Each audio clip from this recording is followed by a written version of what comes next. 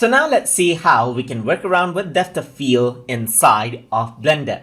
So in order to work around with depth of field, first of all, we need to go around and then have some objects that we can view from our camera.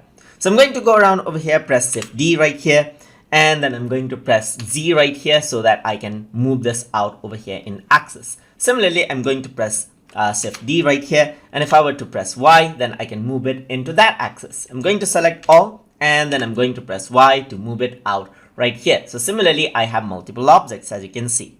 I'm going to press Shift D right here, and then if I were to go into like my X-axis right here, I can move it out in other place as well. Shift D, move it out, and then this is what you have.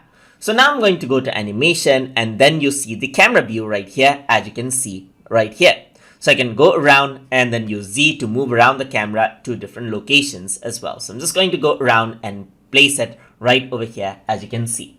So now I'm going to go around and select the camera right here. So once I do that, I'm going to go around into camera, and I can change the focal length to view out different portions. So here what I'm going to do is I'm going to change this to viewport shading, because I need this to be in the rendering mode right here in order for the depth of field to actually work out. So I have this, as you can see. So in my render engine, you can see EV is selected, and this would be selected for the depth of field to actually take place. So over here, you can see that everything is sharp as of now. But if I were to go around into the camera view, I can go around and enable depth of field right here. So right now, nothing seems to happen. So what I'm also going to do is, in order to control the depth of field, I'm going to go to viewport display, and I'm going to select limits right here. So once I do that, the limits is turned on as well. So you get this crosshair like thing right here.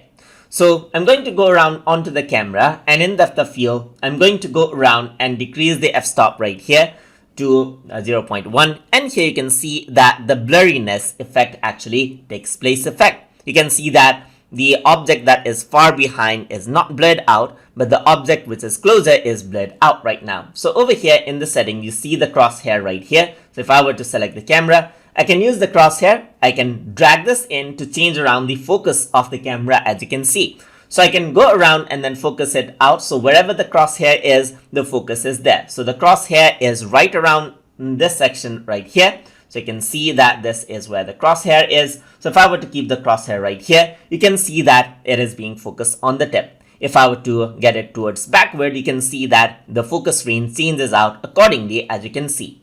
And you can see that the effect is quite fast, and you can see that you can work around with it. So you can go around right here, move around the camera right here, and you can see that this is how it actually looks. You got the depth of field effect right here, and you can use this around to focus out in different objects as you wish as well.